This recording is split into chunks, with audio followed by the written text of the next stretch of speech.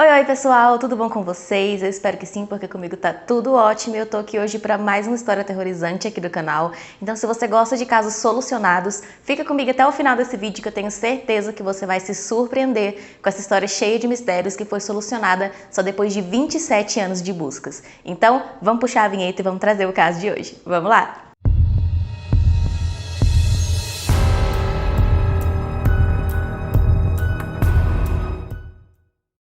Jacob Wetterling vivia em Minnesota, na cidade de St. Joseph, com seu pai Jerry, sua mãe Pat e seus outros 3 irmãos. Não se tem tantas informações sobre Jacob, mas ele era uma criança comum, uma criança que gostava de brincar, de estar com os amigos, com a família, e era considerado um garoto responsável e muito divertido. Então, indo direto para o caso, quando foi em 1989, o Jacob estava com 11 anos de idade, cursava a 6ª série. Em um dia de domingo, dia 22 de outubro, os pais dele resolveram sair com alguns amigos para poder se divertir um pouquinho. Então, por volta das 18 horas, eles saíram de casa e deixaram as crianças sozinhas. Eles iriam comer uma pizza, assistir algum filme e depois iriam dormir. Após algum tempo que os pais deles tinham saído de casa, as crianças ficaram entediadas e então ligaram para os pais para pedir permissão para ir até uma locadora que ficava próxima da casa para alugar algum filme para eles assistirem. Porém, a mãe do Jacob atendeu e ela disse que não era para eles saírem de casa porque estava noite, estava escuro, então não deixou eles irem. Porém, eles insistiram, ligaram de novo e dessa vez foi o pai do Jacob que atendeu. Então, como as crianças insistiram muito, ele não viu o problema, era simplesmente ir alugar um filme para eles assistirem, então ele permitiu que eles fossem, desde que eles levassem lanternas e fossem com roupas refletivas, porque o caminho era muito escuro. Tendo a permissão dos pais, o Jacob, que como eu disse tinha 11 anos, o irmãozinho dele de 10 anos chamado Trevor e também um amigo deles que também tinha 11 anos, pegaram suas bicicletas, suas lanternas e saíram em direção a essa locadora. Antes de ir, eles pegaram a irmãzinha mais nova, de 8 anos, e deixaram com uma vizinha que se chamava Rosemary para poder ficar tomando conta dela enquanto eles iam. Então eles pegaram a bicicleta, chegaram na locadora, escolheram o filme, alugaram o filme e foram voltar para casa. Isso não demorou mais do que 15 minutos e quando eles estavam voltando para casa era por volta aí de 9 horas da noite. Quando eles estavam voltando, a rua estava bastante escura e eles estavam iluminando ali com as lanternas deles. Então, em determinado cruzamento, eles viram um carro parado e de dentro desse carro desceu um homem todo de preto e usando uma máscara. Esse homem se aproximou dos garotos, então eles perceberam que esse homem tinha uma arma e ele mandou os garotos descerem das bicicletas, colocarem as bicicletas de lado e deitar de bruços ao lado das bicicletas. Os garotos, muito assustados, obedeceram, então o homem foi até lá e perguntou a idade de cada um deles. Os meninos responderam as idades dele, então esse homem virou para o Trevor, o irmão do Jacob, e disse para ele levantar e sair correndo sem olhar para trás ou ele ia atirar. Então ele, super assustado, levantou, saiu correndo o mais rápido que ele pôde e logo em seguida esse homem disse a mesma coisa pro amigo deles que estava junto, para ele levantar e sair correndo sem olhar para trás. Ele levantou e também saiu correndo muito rápido e quando eles já estavam a uma certa distância, eles olharam para trás e viram que o Jacob e esse homem já não estavam mais no lugar, eles já tinham ido embora naquele carro que estava parado. Os garotos saíram correndo super assustados e como os pais não estavam em casa, eles foram até a casa daquela vizinha onde tinham deixado a irmãzinha mais nova e contaram para ela tudo o que aconteceu. Então ela ligou para os pais dos garotos que imediatamente foram para casa, eles contaram novamente e eles acionaram a polícia. Ao telefone, o pai do Jacob disse para a polícia as 2 únicas características que o Trevor conseguiu dar para ele do homem que teria levado o Jacob, que seria um homem de estatura baixa e com uma voz rouca. A polícia chegou no local e inicialmente eles não acreditaram muito nos garotos, eles pensaram que o Jacob teria fugido de casa e pedido para os amigos, o amigo e o irmão, inventar essa história de que ele teria sido raptado. Então, por causa disso, as buscas realmente começaram só depois de 2 horas do desaparecimento dele. Apesar dessa demora, a busca foi realmente muito grande, foi envolvida polícia, bombeiros, helicópteros, voluntários, então foi realmente um número muito grande de pessoas que se disponibilizou para procurar o Jacob.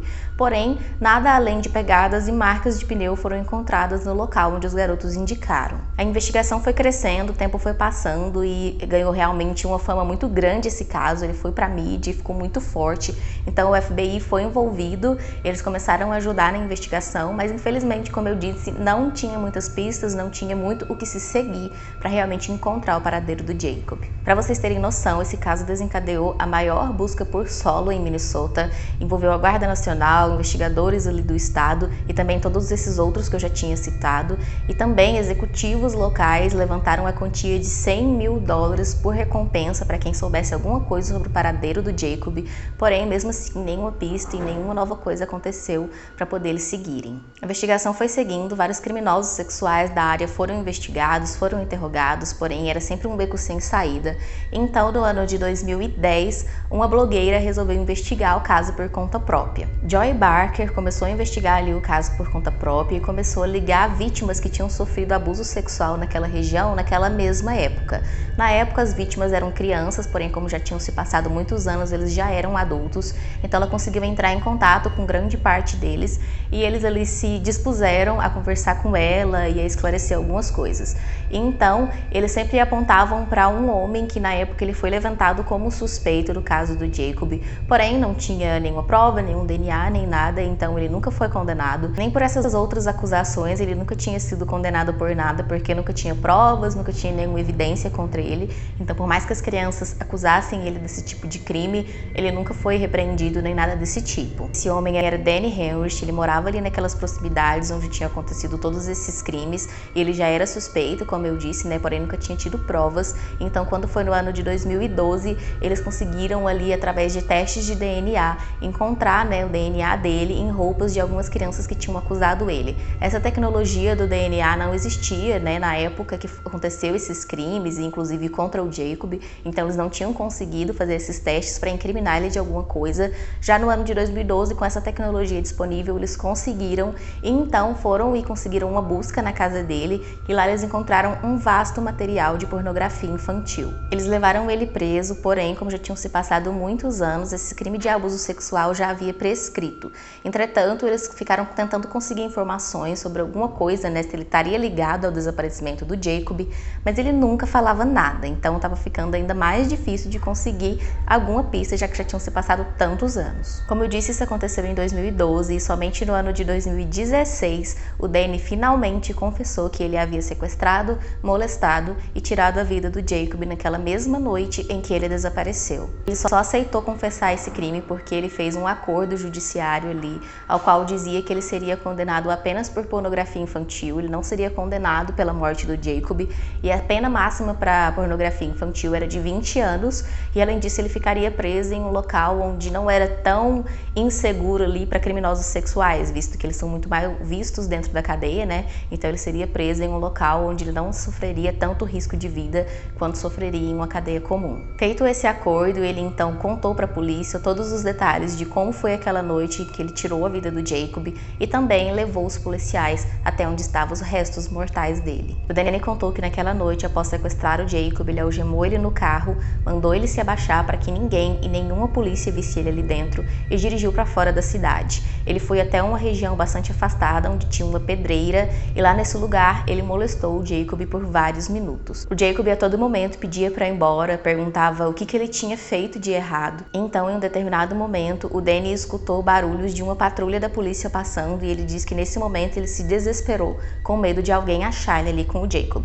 Então ele carregou a arma e disse para o Jacob se virar de costas. O Jacob se virou e então ele apontou para a cabeça dele, virou o rosto e disparou a arma. Porém, a arma falhou, então ele olhou, mirou novamente e atirou pela segunda vez. Dessa vez, o tiro acertou o Jacob, porém ele não caiu no chão, ele ainda estava de pé, então ele puxou o gatilho pela terceira vez e dessa vez o tiro acertou na cabeça, dando fim à vida do Jacob. Após tirar a vida do Jacob, ele deixou o corpo ali mesmo, entrou no carro e foi para casa, e só após algumas horas ele ficou com medo que alguém encontrasse, então resolveu voltar no local para estar escondendo o corpo.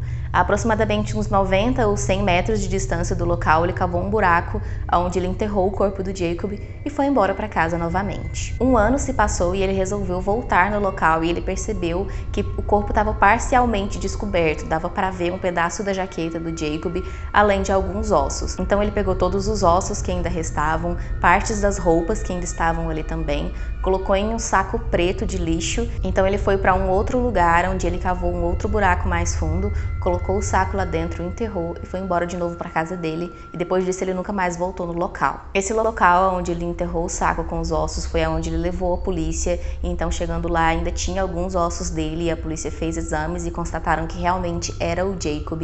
Então só aí, depois de 27 anos, na verdade quase 28 anos desde o desaparecimento dele, finalmente eles conseguiram concluir as buscas e descobrir o que tinha acontecido com o Jacob naquela fatídica noite de 22 de outubro de 1989. O Danny, como eu disse, ele foi condenado apenas por pornografia infantil, ele não sofreu nenhuma pena por parte do assassinato do Jacob, e atualmente ele cumpre pena aí nessa região onde foi acordado que ele iria cumprir para ele não correr tanto risco de vida. Então é isso, pessoal, a gente está chegando ao fim de mais uma história aterrorizante aqui do canal. Eu espero que você tenha gostado, e se você gostou, não sai do vídeo sem deixar o like, porque isso ajuda demais na divulgação do canal, e também se inscreve para ficar por dentro dos próximos vídeos. Ativa o sininho das notificações para sempre chegar para você quando sair vídeo novo, e deixa aqui nos comentários o que você achou desse caso de hoje. Eu aguardo você na nossa próxima história aterrorizante, e até lá! Tchau, tchau!